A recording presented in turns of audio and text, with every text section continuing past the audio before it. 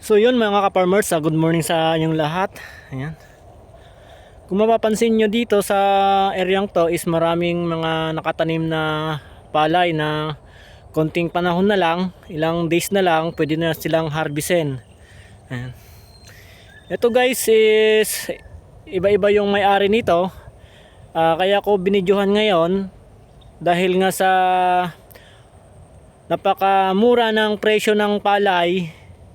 Tapos yung mga ginagamit ng mga kapwa nating mga farmers na abono, mga insecticide, herbicide, o kaya mga diesel, gasoline is napakamahal. Ngayon guys is titignan natin kung yung mga kapwa nating farmers ulit kung makakapagtanim pa sila ngayon kasi maraming yung mga kapwa nating farmers din guys, kaya sila nakakapagtanim kasi nangungutang sila sa mga Bombay ganyan, mga kapitalista para prepared lang, makapag land preparation lang sila, makabili ng abono, diesel ganyan. Pero tignan natin guys kung kung makakapagtanim pa sila ulit. Bibidyohan ko lang. Ngayon guys, papansin niyo guys, maraming dito hanggang doon, banda doon. Tapos after harvest, tapos magbibideo ulit tayo kung magsi-second crop sila o hindi na. Kasi guys, nakakapanlumo lang kasi nga sa hirap ng pagpa-farm, pagbubukid, andyan na yung nauulanan ka, tapos nalilipasan ka ng gutom sa pag-i-spray, matapos mo lang yung ni-sprayhan mo, tapos ganto lang yung magiging presyo ng ating produkto. Kaya napaka panlambot sa ating mga farmers na ganun yung presyo. Dapat nga binalance nila yung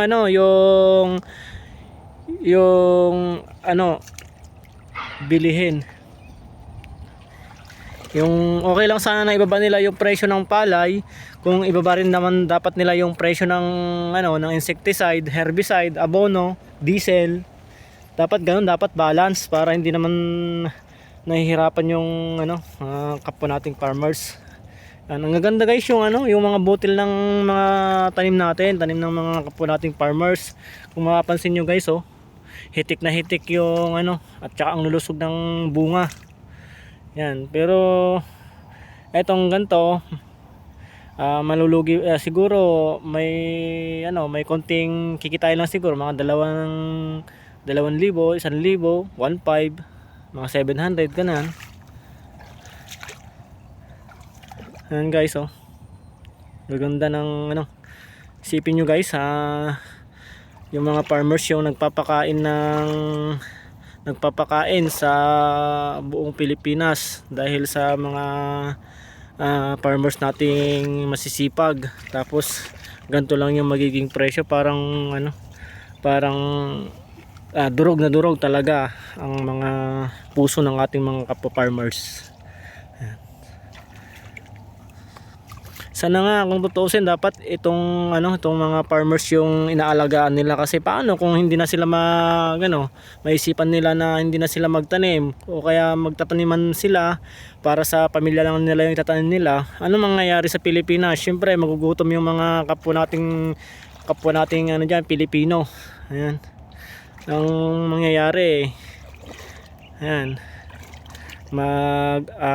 mabibili na lang sila sa ibang bansa ulit, ganyan. Pero kung patuloy pa rin yung ganon, siyempre maraming mga farmers na tatama rin talaga na magtanim. Ayan guys, ito guys, bibidyoan ko lang ayan, titignan natin dito kung ngayong sigang crop kung may magtatanim pa ulit. Ayan, ang ganda guys, itong hybrid ni Buslala, mga 1 week na lang siguro to, pwede na. Ayan guys, ang lusog ng bunga, hybrid na hybrid. Ayan, makapansin nyo, naninilaw na. Mga 3 days na lang to, 4 days. Ayan, depende sa kanya. Ayan. So yun guys, hanggang dito na lang ulit yung ating video. Sana subaybayan nyo yung lagi nating ina-upload, tsaka lagi nyo sanang panonoorin itong upload natin sa YouTube regarding sa ating mga agriculture.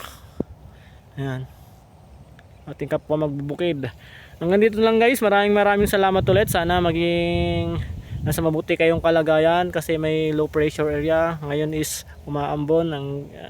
So guys, God bless, ingat palagi.